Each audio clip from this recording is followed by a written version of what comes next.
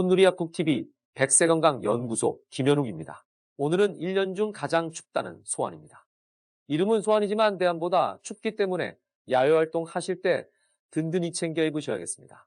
추운 날씨에는 면역력이 떨어져 건강관리에 특히 유의하여야 합니다. 이번에는 면역력 저하로 인해 50대 이상의 장년층에게 가장 많이 발생하는 대상포진에 대해 다뤄보겠습니다. 대상포진은 계절에 상관없이 1년 내내 발생하지만 겨울에는 면역체계가 약화되므로 더욱 주의하셔야 합니다. 면역체계가 약해졌을 때 가장 영향력이 강하기 때문입니다. 특히 전체적으로 스트레스와 면역력 약화 등의 문제가 만연한 만큼 대상포진 질환자도 크게 늘었는데요. 2018년 기준 10만 명당 진료 인원은 70대가 2,795명으로 가장 많고 60대가 2,659명, 80대 이상이 2,482명으로 뒤를 이었습니다.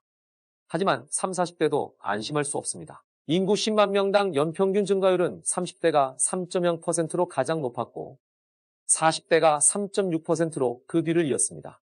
즉 30, 40대 질환자가 많지는 않아도 증가율이 큰 추세로 높아지는 만큼 30, 40대도 주의가 필요한 것입니다.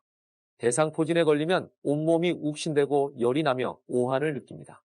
따라서 감기가 온 것으로 착각하는 경우가 많지만 대상포진일 수도 있습니다.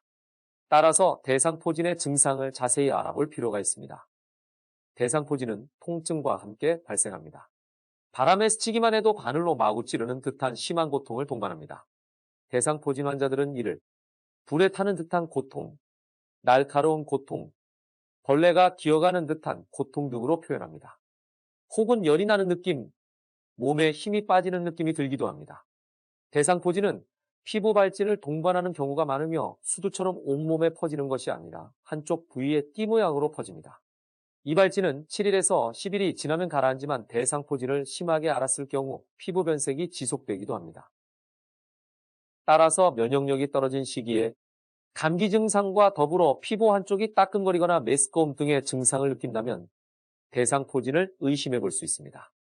초기의 증상을 알아채고 치료를 받으면 3에서 6주 정도의 짧은 기간 내에 치료를 할 수 있습니다. 대상포진이 눈에 퍼지면 더 큰 문제가 발생할 수 있는데요.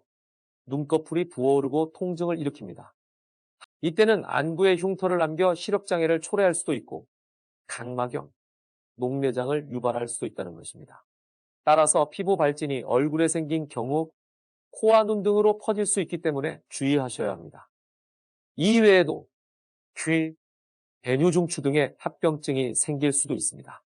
또 항문 주위에 물집이 잡히면 소변이나 대변을 보는 것에 문제가 생길 수도 있습니다. 따라서 대상포진이 의심된다면 반드시 병원을 찾아가 즉시 치료를 받으셔야 합니다.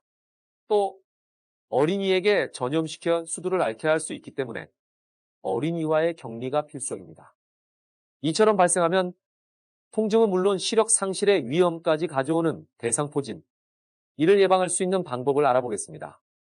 국가에서는 50대 이상의 성인에게 대상포진 예방접종을 시행하고 있습니다. 예방접종의 효과는 발생 가능성을 50%, 대상포진 후 신경통 발생을 60% 정도 감소시키는 효과가 있습니다. 즉, 예방접종을 한 사람은 대상포진을 앓더라도 훨씬 가볍게 앓고 극복하는 것입니다. 7, 80대에 예방접종을 하면 효과가 떨어지므로 60대에 예방접종을 하는 것이 권장되며 50대 이하 연령에게는 권장되지 않습니다.